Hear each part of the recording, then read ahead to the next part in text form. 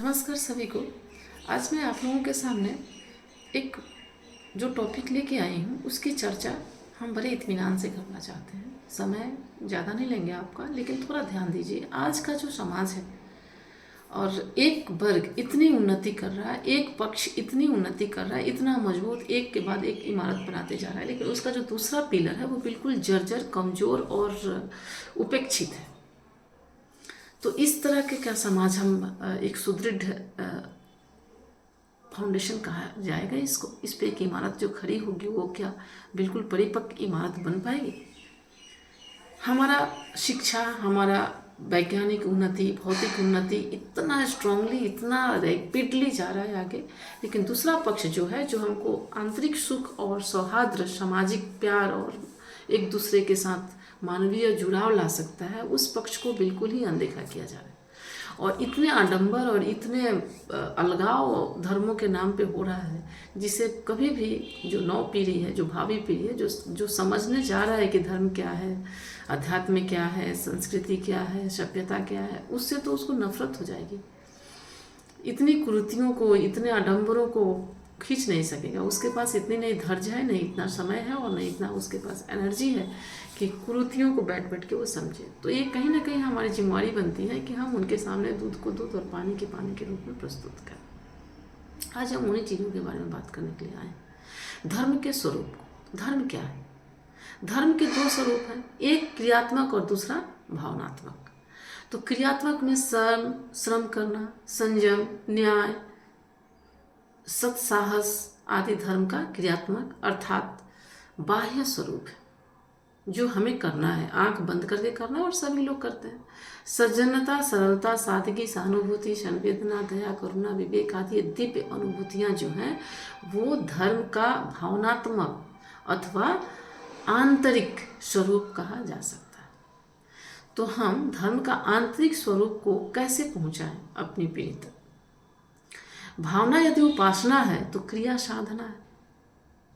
सदाचार धर्म का बाह्य स्वरूप है, सद्भाव उसका आंतरिक स्वरूप।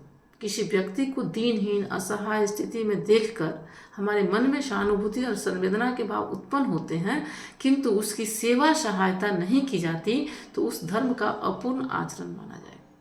हम देखते हैं कि हमारे पड़ोस में ये तकलीफ, हम जाते हैं, सहानुभूति दिखाते हैं, या फिर पूछते हैं और दिखाते हैं कि हमारी उनके साथ सहानुभूति है, हमको बुरा लग रहा है, हम सज्जन व्यक्ति हैं, हम उनकी मदद करना चाहते हैं, लेकिन वहाँ से हटने के साथ साथ हम बाहर निकल के एक दूसरी मनोवृत्ति में आ जाते हैं। बहुत तो यहाँ तक भी कह देते हैं कि जैसी करनी वैसी भरनी, उन्होंने इतने पाप किए हैं, इतना उन्होंने दुराचार किया है, तो ये तो उनके साथ होना ही था। तो ये कौन सी संवेदना है, ये कौन सी संभावना है, धर्म का कौन सा रूप? ये तो अपूर्ण, हमारा धर्म तो अपूर्ण है ना। धर्म में क्रिया और भाव दोनों का संयोग आवश्यक है। हम क्रिया जो करते हैं तो भावना जैसी हमारी है, जो भावना हम दिखाना चाहते हैं, जो हम जानते हैं कि सद्भावना है, हमें ऐसे ही दिखानी चाहिए, उसको आंतरिक रूप में हम ग्रहण करके उसके अनुसार क्रिया अगर करें, तब धर्म का एक अलग ही रूप हम प्रस्तुत कर सकते हैं। धन और ऋण, विद्युत धारा जब बिजली निकलती है तो उसमें प्लस माइनस दो होती हैं, और दोनों का सही अगर समन्वय है तभी प्रकाश उत्पन्न हो सकता है। हमारे जीवन में भी वही, हमारे जीवन में धर्म और ज्ञान दोनों अगर बराबर रूप से आगे बढ़े, हम दोनों ही अपने बच्चों में संस्कार डालें कि तुम धर्म को भी समझो, ज्ञान को भी समझो। धर्म जो है ना, वो जो हमारे बच्चे सीख रहे हैं, देख रहे हैं कि हिंदू धर्म है, मुस्लिम धर्म है, ये धर्म है, वो धर्म है, तो ये धर्म जो है ये एक दूसरे के क्या है ना, विपरीत है। मुस्लिम धर्म है हिंदू धर्म से बिल्कुल, इस्लाम बिल्कुल अलग है, क्रिश्चियन अलग है। बात तो ये है नहीं असल में, वास्तव में ये तो सारी एक एक नदियां हैं जो सब जाके समुद्र में मिलती हैं। जितने धर्म हैं, अलग अलग धर्म जिसको मानते हैं, वे तो हमारे इस विश्व की एक सुंदर सुंदर अलग अलग प्रवाह हैं जो एक ही समुद्र में जाके मिलने वाले हैं। सबका एक ही सिद्धांत है, सबका धर्म का जो जो गुण है, धर्म का जो वास्तविकता है, वो सबका एक ही है।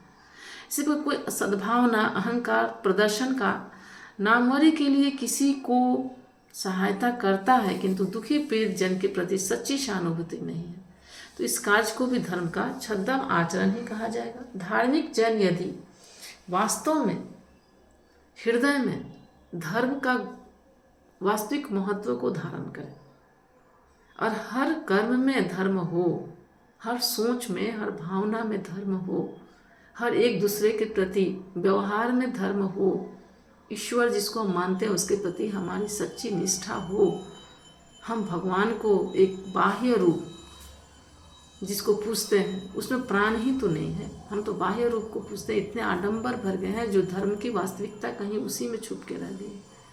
तो हमें इन सब चीज़ों से बाहर निकालना है, धर्म की उपयोगिता को समझना है, उसकी आवश्यकता है समाज को। अगर हम धर्मनिष्ठ नहीं हैं तो हम एक सही सामाजिक प्राणी कभी नहीं बन सकते। धर्म के सच्चे स्वरूप को हमारे अपनी भावी पीढ़ी के सामने प्रस्तुत करना होगा और उनका जीवन का एक वास्तविक जो है ना, टॉलस्टॉय ने भी कहा था कि हम जिस तरफ दौड़ रहे हैं, हम लोग बहिष्कृत किए जा रहे हैं धर्म को और विज्ञान को अपनाते हुए जा रहे हैं, लेकिन कहीं ना कहीं हम एक इतनी बड़ी खाई खोद रहे हैं मानवता के लिए जिसको पाटना असंभव हो जाए। बिना धर्म का मनुष्य, बिना धर्म की उन्नति, बिना धर्म का प्रगति, ये तो कहीं ना कहीं अशांति, कहीं ना कहीं तकलीफ, कहीं ना कहीं हमारे एक दूसरे के प्रति एक प्रतिस्पर्धा उत्पन्न करता है। तो धर्म को हमें बच्चों तक उसके वास्तविक रूप में समझाना होगा, किसी भी धर्म में हो।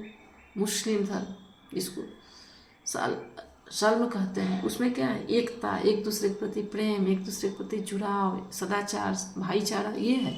लेकिन आज एक दूसरे के खून की नदियाँ बहा रहे हैं धर्म के नाम पे। ये हमारा धर्म नहीं है, ये कभी भी भारतीय संस्कृति नहीं है, भारतीय सभ्यता नहीं है। भारत विश्वगुरु रहा था अपने सद्भावनाओं की वजह से, अपने परोपकारिता की वजह से, अपने त्याग की वजह से, अपनी तपस्या की वजह से, अपने परोपकार की वजह से। और वो सभ्यता जिसमें बड़े छोटे पड़ोसी सबको देवतुल्य माना जाता था, अपने बड़ों को देवतुल्य माना जाता था, छोटों को भी देवतुल्य माना जाता था। ईश्वर जहाँ भी जन्म लिए हैं अपने विराट रूप में जन्म लिए हैं, लेकिन जब उन्होंने मानवीय क्रिया किया है तो उन्होंने अपने हर आचरण से एक दूसरे के प्रति बस प्रेम ही दिखाया है, सद्भावना ही दिखाई है। एक दूसरे के वो कर्म जो किसी के भले के लिए हो सके वही धर्म है।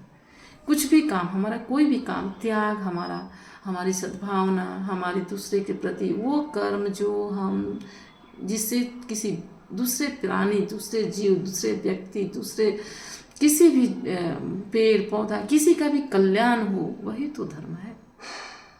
वही तो धर्म है जिससे हम समाज में कल्याण बांट सके। तो हम देव हो गए। देवता जन्म लिए थे, किस लिए जन्म लिए थे? देव और दानव दोनों एक ही रूप है, एक ही तरह उनकी उत्पत्ति हुई है, एक ही माँ बाप से उत्पत्ति हुई है। लेकिन दानव अपनी दुष्ट प्रकृतियों की वजह से उनको दानव कहा गया, क्योंकि उनका क्या था, उनको दूसरों को तकलीफ पहुंचाना, अपना बड़प्पन, अपने आप को उनके ऊपर हावी करना, अपना बल के द्वारा अपनी प्रतिष्ठा को बढ़ाना और बल के द्वारा ही हर कुछ को अर्जित कर लेना, न्याय अन्याय को भूल के स्वार्थपरता को करने वाले को दानव कहते हैं।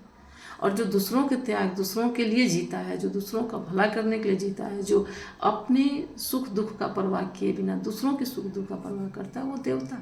तो मनुष्य देवतुल्य ही है। मनुष्य देवता अपने कर्मों से बन सकता है और मनुष्य उसी प्रकार दानव भी अपने कर्म से ही बन सकता है। तो देवता और दानव कोई अलग अलग नहीं है, बस वो व्यवहार ही मनुष्य को देवता भी बनाता है और वही व्यवहार मनुष्य को दानव भी बनाता है।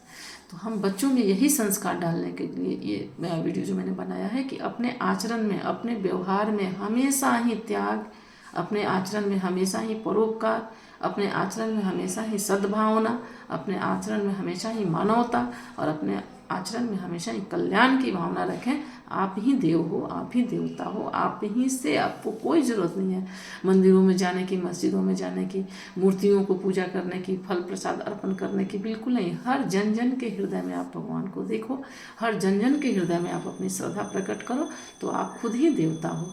और अगर आपके प्रति हर मंदिर में जा कर के, हर मस्जिद में जा कर के, हर वो आडंबर करके, और आप अगर समझते हो कि हम देवता तुल्य हो गए, या फिर हम बहुत बड़े भक्त हो गए, या फिर हम बहुत बड़े धार्मिक हो गए, ये तो बस एक अपने आप को धोखा देना है।